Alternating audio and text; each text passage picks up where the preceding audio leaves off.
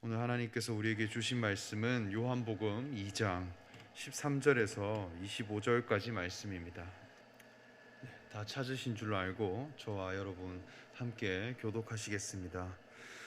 유대인의 유월절이 가까운지라 예수께서 예루살렘으로 올라가셨더니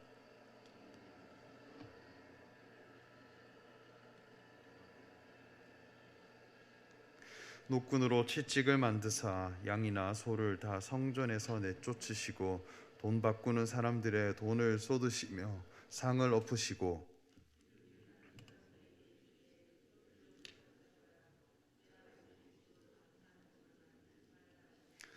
제자들이 성경 말씀에 주의 전을 사모하는 열심이 나를 삼키리라 한 것을 기억하더라.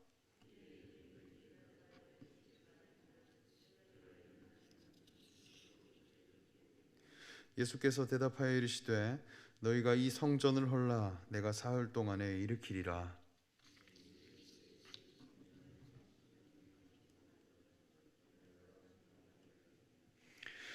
그러나 예수는 성전된 자기 육체를 가리켜 말씀하신 것이라.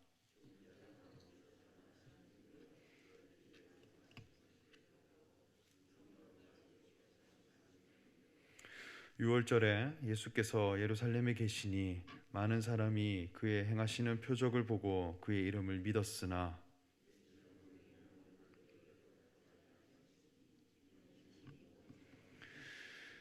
또 사람에 대하여 누구의 증언도 받으실 필요가 없었으니 이는 그가 친히 사람의 속에 있는 것을 아셨음이니라. 아멘.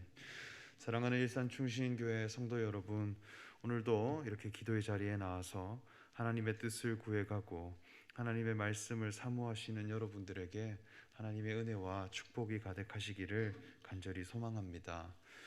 오늘 우리가 읽은 본문 말씀을 자세히 보면 성경에 이르기를 예수님께서 성전을 청결하게 하신 사건이라 소개하고 있습니다. 그리고 예수님께서 성전을 깨끗하게 하신 사건이라 이 말씀을 소개합니다.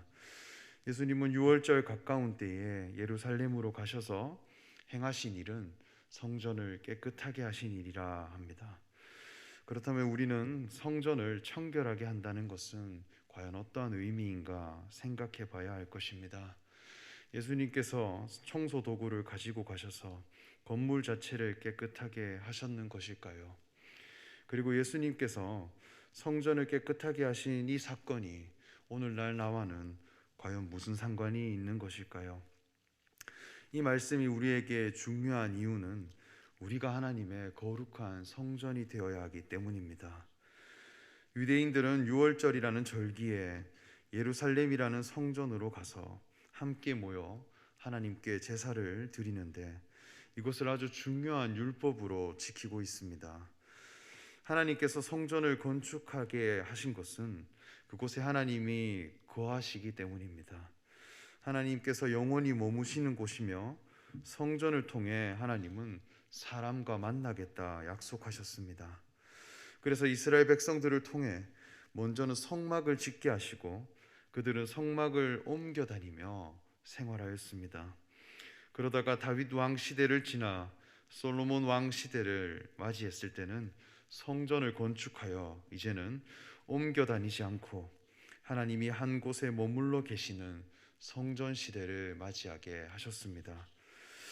그 성전을 짓고 하나님이 영원히 머무르겠다 하신 것은 하나님이 사람과의 만남에서 접점을 마련해 주신 것입니다.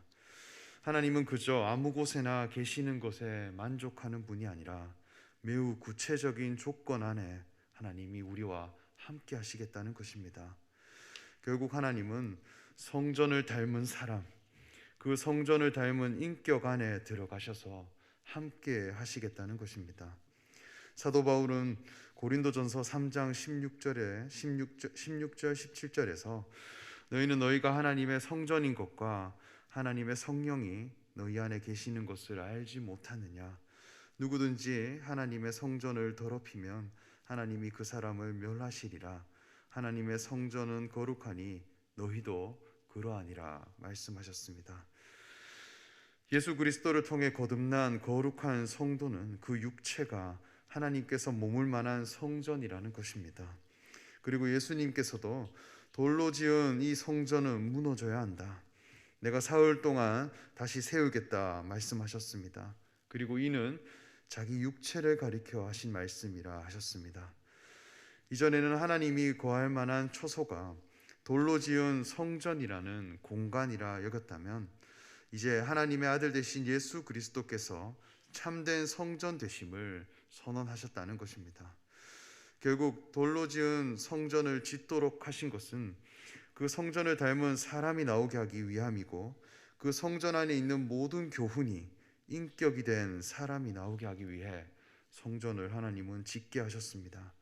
결국 우리는 하나님이 거할 만한 성전이 되고 하나님이 주인이 되어 영원히 거할 만한 하나님의 집이 되어야 함을 우리는 교훈으로 받아야 하겠습니다. 저는 24살부터 약 2년 동안 미국식 목조주택 집을 짓는 현장에서 건축 일을 배워갔습니다. 제가 집을 2년 동안 지으면서 깨달았던 것은 집과 사람은 정말로 많이 닮아 있다는 것입니다. 마치 사람이 먹고 마시고 숨을 쉬는 것처럼 집에도 물이 들어오고 더러운 것은 빠져나가는 것을 반복하며 집은 유지되고 사람을 지켜가는 공간이 된다는 것입니다. 그런데 참으로 신기한 것은 그 집의 주인이 누구냐에 따라 집의 모습이 많이 달라진다는 것입니다. 똑같은 설계와 똑같은 디자인의 집을 여러 채 지었던 적이 있었는데 입주가 시작되면 주인에 따라 집의 분위기가 전혀 달라집니다. 같은 재료, 같은 자재, 같은 모양으로 집을 지어 놓아도 주인에 따라 집의 용도나 분위기가 전혀 달라지더라는 것입니다. 반대로 주인이 없는 집은 금방 폐가가 됩니다. 그냥 가만히 놔두면 제일 오래 갈 것 같지만 사람이 채워지지 않는 집은 금세 고장이 나고 물이 터지고 훼손되는 것을 보았습니다. 어쩌면 사람도 어떤 주인을 모시느냐에 따라 운명이 달라지는 그런 집과 같다 여겨집니다. 그래서 집을 지어보면 인생이 하나의 집이라는 것을 철저하게 깨닫게 되었습니다. 그러한 것처럼 하나님이 이스라엘 백성들에게 성전을 짓게 하시고 그 성전 안에 하나님이 거하겠다 하시고 그 교훈을 새기게 하셨습니다. 우리 인생 역시 하나님의 집으로 우리는 지음받았습니다. 하나님을 모실 만한 집으로 우리는 준비되어져야 하겠습니다. 하나님의 성령 외에 다른 것이 있다면 그것은 참된 성전이라 할 수 없을 것입니다. 하나님의 뜻과 하나님의 의로만 채워져 있는 상태가 가장 온전한 성전의 모습이라 할 수 있겠습니다. 그런데 지금 유월절을 지키기 위해 출입하는 예루살렘 성전은 예수님이 보실 때에 더러운 상태더라는 것입니다. 이는 청결하지 못한 상태와 같습니다. 무언가를 깨끗하게 한다는 것은 그곳에 있어야 할 본질적인 것 외에는 다 제거하는 것입니다. 그러면 하나님이 세워진 하나님의 뜻, 그것이 아닌 것은 다 제거하는 것, 이것이 바로 청결케 하는 일입니다. 성전이 지어진 목적만이 충만한 상태, 그것이 바로 청결한 상태라 할 수 있을 것입니다. 예수님께서는 성전 청결을 위해 어떤 것은 제거해 가시고 어떤 것은 거기에 두기를 원하셨다는 것입니다. 말씀을 통해 예수님이 해가신 것을 보면 어떠한 것은 철저하게 제거해 가시고 내쫓으셨습니다. 그리고 비판해 가시고 책망하셨습니다. 제거할 것은 제거해 가시고 비판해 가고 책망해 가는 모습들이 분명하게 나옵니다. 그 다음 예수님이 권장하시고 지향하고 우리가 갖추어 가야 할 것에 대해 말씀하십니다. 이스라엘 백성들은 아수르 제국 시대나 바벨론 제국 시대 때 포로로 잡혀가서 멀리 세계적으로 흩어져 사는 그런 민족이 되었습니다. 각자의 삶의 현장에서 디아스포라라고 하는 공동체를 이루고 살던 사람들이 6월절이라고 하는 절기가 되면 예루살렘으로 모여 하나님께 제사를 지내는 모임이 이루어졌습니다. 그러므로 자신이 하나님께 제사를 드리고 싶다 하더라도 자기가 머무는 곳에서부터 소나 양을 길러 예루살렘까지 가져오기는 현실적으로 매우 어려운 일이었습니다. 그래서 하나님께 드릴 만한 제물을 성전 뜰에서 구입하여 제사를 지내곤 했습니다. 그러다 보니 이것이 하나의 관행이 되었고 당연한 일로 여겨졌습니다. 재물을 사고 팔고 하다 보니 돈을 바꾸어 주는 사람은 당연히 필요했고, 예루살렘 성전 뜰의 이러한 모습들은 이스라엘 백성들의 삶의 여건 때문에 자연스럽게 정착된 문화라 할 수 있겠습니다. 그런데 예수님은 거기에서 채찍을 휘둘러 소나 양을 쫓아내시고 상을 둘러 엎으셨다 하셨습니다. 이것을 어떻게 보면 예수님의 모습은 대단히 융통성이 없고 현실적인 것을 부정하는 분이 아니신가 이렇게 여길 수가 있습니다. 사람의 삶의 형편과 편의성을 고려하지 않으시는 분인가 이렇게도 여길 수 있겠습니다. 그런데 이러한 예수님의 모습에 대해 제자들은 주의 전을 사모하는 열심이 나를 삼키리라 했던 다윗의 노래에 대한 시편의 말씀으로 예수님의 모습을 인용하고 있습니다. 내가 주를 위하여 비방을 받았사오니 수치가 나의 얼굴에 덮였나이다.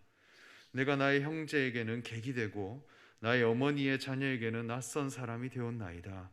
주의 집을 위하는 열성이 나를 삼키고 주를 비방하는 비방이 내게 미쳤나이다 말씀합니다.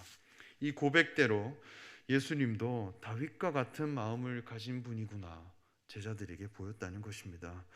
그렇다면 예수님께서 가지고 계신 주의 전을 사모하는 열정, 주의 전을 사모하는 그 열심이 재물들을 쫓아냈다고 하셨는데 그 열성과 열심은 과연 무엇인가?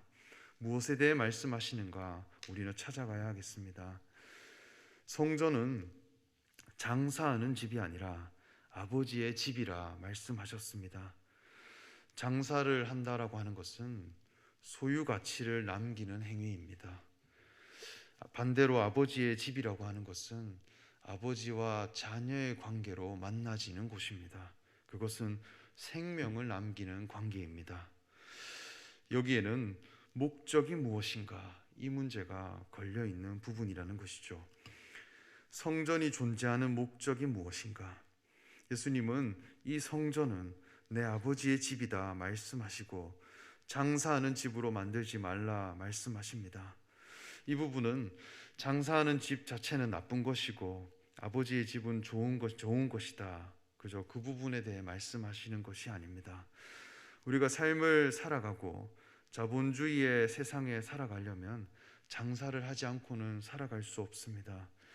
사든지 팔든지 교환이 이루어져야 우리의 삶이 윤택해지고 유지가 됩니다. 그러나 하나님의 성전은 소유 가치를 남기기 위해 모인 곳이 아니라 나는 누구인가 라고 하는 하나님과 나와의 관계가 아버지와 자녀의 관계로 나아가는 존재 가치를 남기기 위해 세워진 곳이라는 것입니다. 예수님이 비판하시고 제거해가고 채찍을 들어 내치는 그런 자들이 있습니다. 무엇을 제거해 가야 할 것인가? 장사하는 사람, 교환하는 사람, 돈 바꾸는 사람들입니다. 이는 소유 가치를 중요하게 여기는 자들이 이곳에 있어서는 안 된다는 것입니다. 너희 보물을 땅에 쌓아두지 말고 하늘에 쌓아두라 말씀하셨습니다. 우리에게 있어서 무엇이 보물이냐는 것이죠. 그것은 소유 가치가 아닙니다. 지금 파는 사람과 교환하는 사람, 이 사람들은 돈을 주고 사고 팔고 교환해가는 것, 소유물에 대한 주권이 여기에 갔다가 저기에 갔다가 이렇게 순환해가는 사람들입니다. 교환하는 사람 역시도 그저 소유를 순환해가는 행위를 반복하는 것입니다. 한 세겔을 주고 성전의 세겔로 반 세겔, 2개를 받는다. 순환하는 것이죠. 유대인의 거룩한 절기는 이것을 그저 소유 가치로 주고만 받는 순환만 해가고 있는 그런 신앙에 머물러 있다는 것입니다. 하나님의 성전은 소유 가치를 주고받는 사람들의 장소가 아닙니다. 아버지의 집이라 하였듯이 하나님의 자녀가 되어지는 곳이고 하나님 앞에 나의 존재 가치를 변화시켜 나가는 곳입니다. 성전을 통해, 거룩한 절기를 통해 하나님의 아들 되신 예수 그리스도를 발견해가고 내 자신이 하나님 앞에 자녀가 되어져야 함을 철저하게 깨닫고 그것을 간절히 바라고 소망하는 자로 나아가야 할 것입니다. 그것에 대한 열심을 가지고 주님의 집으로 우리는 나아가야 한다는 것입니다. 예수님께서 하나님의 아들로 다시 사셨듯이 우리도 우리의 십자가를 지고 내 자신이 하나님 앞에 드려져야 할 제물임을 고백하는 곳입니다. 우리 존재에 대한 변화, 이것이 순환되어져야 하는 곳이지 소유 가치를 주고받고 그저 형식적으로 제물을 바치는 그러한 곳이 되어서는 안 된다. 분명히 예수님께서 우리에게 교훈하셨습니다. 분명한 성전의 목적에 대해 말씀하셨습니다. 우리가 이 말씀을 교훈으로 받고 마침내 주의 전을 사모하는 그 열심을 우리도 함께 가진 자로 마침내 아버지의 집이라 고백해 갈 수 있는 귀한 주님의 자녀들로 함께 나아가기를 간절히 소망하며 말씀을 전합니다. 우리 다 함께 기도하겠습니다. 하나님 감사합니다. 오늘 우리에게 말씀을 허락하시고 하나님의 아들 되신 예수 그리스도께서 성전에서 보여주신 이 책망과 비판과 교훈의 말씀을 통해 우리 자신이 하나님 앞에 무엇으로 나아가야 할 사람인가, 우리가 하나님 앞에 지음받은 목적이 무엇인가 깨닫게 해주시고 우리를 새롭게 변화시켜 주시옵소서. 형식적인 예배와 제사와 절기와 그리고 소유 가치를 위해 살아가는 것이 아니라 내 아버지의 집이라 하였듯이 하나님 앞에 자녀가 되어지는 우리의 신앙이 변화되고 우리의 존재 가치가 회복되어지는 그러한 성전으로 우리가 함께 나아가는 거룩한 신앙인이 되게 하여 주시옵소서. 감사드리며 예수님의 이름으로 기도합니다. 아멘.